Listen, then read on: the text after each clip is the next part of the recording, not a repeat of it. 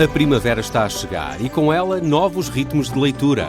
Leia artigos de opinião e receba acesso antecipado a todos os episódios Podcast Plus. Acompanhe a atualidade ao minuto. Assine hoje o Observador com até 58% de desconto e habilite-se a ganhar uma tote bag e um voucher da Livraria Almedina. Tudo em observador.pt. Rádio Observador.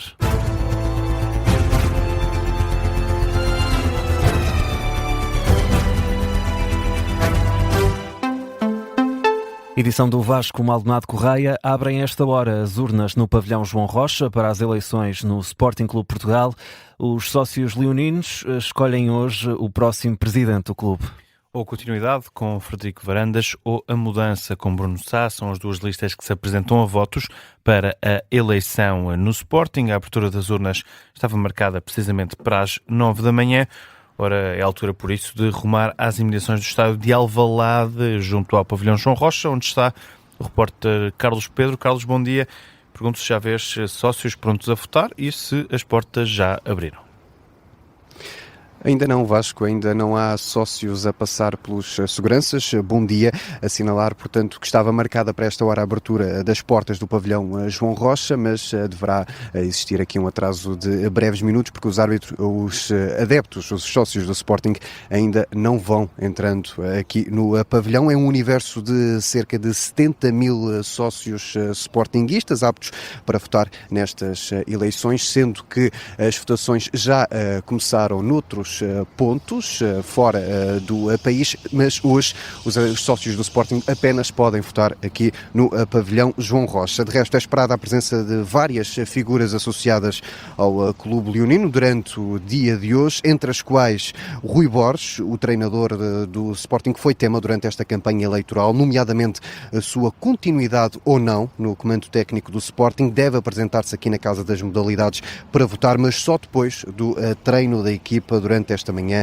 em Alcochete. O Sporting, que recordo, não joga esta jornada, tinha encontro marcado com o Tondela, mas foi adiado para data ainda incerta devido à participação na Liga dos Campeões. Portanto, não há conferência de imprensa, não há restrições devido a jogos, não há viagens. O que há é tempo para vir votar no próximo presidente do Sporting. Quanto aos jogadores, o jornal Record noticia hoje que não há nenhum movimento programado para que os jogadores venham votar em grupo aqui ao pavilhão João Rocha, portanto terão essa liberdade para o fazer individualmente à hora que o quiserem.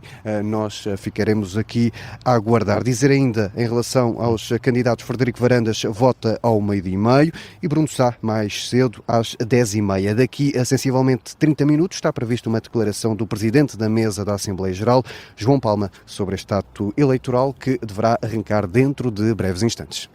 Declaração que vai ser acompanhada por ti, Carlos Pedro, aí no pavilhão João Rocha. É o único local onde é possível votar ao longo do dia de hoje para escolher o próximo presidente do Sporting. As urnas fecham às 8 da noite. E o antigo presidente do Sporting, José Sousa Sintra, acredita que é cedo para falar na renovação do treinador Rui Borges. A imprensa desportiva avança esta manhã que a renovação de Rui Borges com o Sporting vai avançar já na próxima semana. O treinador tem contrato com o Sporting até 2027. Ora, o jornal O Jogo diz que em cima da mesa está o prolongamento por mais uma temporada e ainda outra de opção. O tema já tinha sido relançado por Frederico Varandas no debate com Bruno Sá, garantiu que a decisão já estava tomada. Ora, a Rádio Observador, o antigo líder leonino José Sousa Sintra, diz que esta não é a altura para pensar em renovações, mas sim para apoiar a equipa até ao final da temporada. E não há razão para entrarmos agora em qualquer trocadilho que às vezes seja mal interpretado. O que vale a pena é pedir à massa associativa do Sporting que apoie o Sporting, continue a apoiar o Sporting, que é exatamente a unidade que faz a força. E o Sporting está unido, está a lutar ainda nas frentes todas. Mas avançava para a renovação? Avançava para a renovação agora? Não vou pronunciar sobre isto. Não é a altura para falar disso.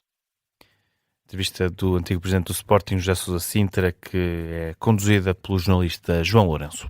Olhamos também para a atualidade internacional. Os Estados Unidos atacaram o principal terminal por onde passam as exportações de petróleo no Irão, mas garantem só ter atingido alvos militares. Anúncio feito por Donald Trump na Truth Social fala num dos maiores ataques desde o início do conflito.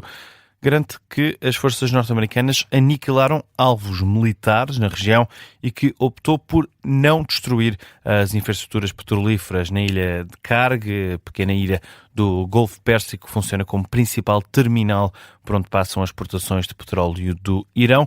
Diz, no entanto, o presidente norte-americano que esse pode ser o próximo passo e que pode reconsiderar a decisão se o Irão ou qualquer outro país tentar impedir a passagem segura e livre de navios pelo Estreito de Hormuz.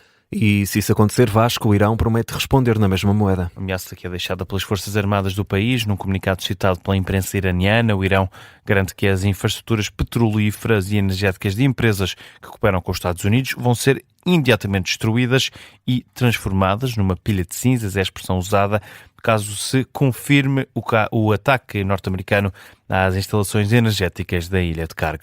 Entretanto, a Embaixada dos Estados Unidos em Bagdade foi atingida por um míssil. Ataque de origem e motivo ainda incertos. A informação é confirmada por 2 dirigentes das Forças de Segurança do Iraque à agência de notícias France Press. O míssil atingiu nesta madrugada um heliporto que pertence ao complexo da Embaixada norte-americana. Terminam hoje as eleições diretas no Partido Socialista. José Luís Carneiro é o único candidato e vai ser reeleito secretário-geral. A maioria das federações foi a votos ainda ontem. Faltam votar apenas 6 estruturas socialistas. Ora, ontem à noite, em entrevista à RTP Notícias, Carneiro não se comprometeu com a aprovação do Orçamento do Estado no final do ano. O Dr. Luís Montenegro não sabia que se gostava de se colocar no papel da carochinha, mas parece que é o papel em que se quis colocar, o papel da carochinha. Nós colocámos-nos no papel de parceiros com o país. O Governo é que tem que construir a base política com que quer trabalhar no Parlamento. O Dr. Luís Montenegro tem que perceber que não pode andar permanentemente a planar. E a pergunta tem de ser feita ao Governo, mas os senhores querem aprovar o Orçamento, mas para quê? Eu percebo que há camaradas também meus, naturalmente, que gostavam que nós estivéssemos sempre numa espécie de elástico esticado. Mas um elástico que está sempre esticado é um elástico que perde força. Visita de José Luís Carneiro na RTP Notícias. O líder socialista vai votar hoje em Baião, por volta das 3h30 da tarde. Segue depois para Lisboa, na sede nacional do PS, no Largo do Rato, onde irá fazer uma declaração já depois de conhecer os resultados finais. Entre ontem e hoje, de resto, decorre também a eleição para a liderança das mulheres socialistas e também dos delegados ao Congresso Nacional, que vai decorrer no último fim de semana do mês, em Viseu. Está marcada para esta manhã uma manifestação de utentes junto à porta do Hospital de Vila Franca de Xira para contestar o encerramento das urgências de obstetrícia e ginecologia. O Governo decidiu que o Hospital de Loures vai passar a receber grávidas de Vila Franca de Xira a partir das 9 da manhã da próxima segunda-feira. Ora, às 11 de hoje arranca uma manifestação contra a medida, promovida entre outras entidades pelo movimento de utentes dos serviços públicos. A porta-voz Nélia Ferreira explica que a medida afeta tanto utentes como autarquias devido do caráter temporário da decisão do Executivo. O temporário às vezes eterniza-se, não é? E além disso, seja o tempo que for, é muito tempo para prejudicar assim os utentes, porque em certos casos podemos estar a falar a diferença entre a vida e a morte.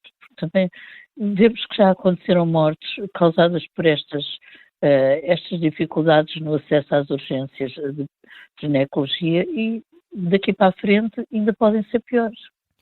Nélia Ferreira, porta-voz do movimento de utentes dos serviços públicos, defende que o encerramento das urgências da ginecologia e obstetrícia deve ser revogado, que a solução deve passar pela captação de mais recursos. E Vasco, quem também critica a medida é o presidente da Câmara Municipal de Vila Franca de Xira. Em entrevista à Rádio Observador, Fernando Paulo Ferreira acusa o Governo de querer encerrar a maternidade local. Acredita que o Executivo não vai ficar por aqui. Eu não tenho grandes dúvidas que o objetivo da Sra. Ministra da Saúde, com estas medidas, é vir a encerrar a maternidade do Hospital de Vila Franca. Acho que é esse o grande objetivo da Sra. Ministra e deste Governo. E, portanto, temos que procurar combater esta intenção, porque o Hospital de Vila Franca é um hospital moderno, tem todas as condições para prestar serviços à população e não é para resolver problemas da Sra. Ministra que se deve encerrar serviços desta natureza.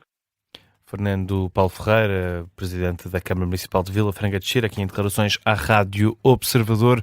Além de Vila Franca, vão ser também encaminhadas para Loures as utentes de Azambuja, Alenquer, Arruda dos Vinhos e Benavente. O Ministro da Saúde já garantiu que as escalas para a Urgência Regional de Ginecologia e Obstetrícia do Hospital de Loures estão asseguradas. É desta forma que fechamos o Jornal das 9. Teve a edição do Vasco Maldonado Correia, que está de regresso às 9h30.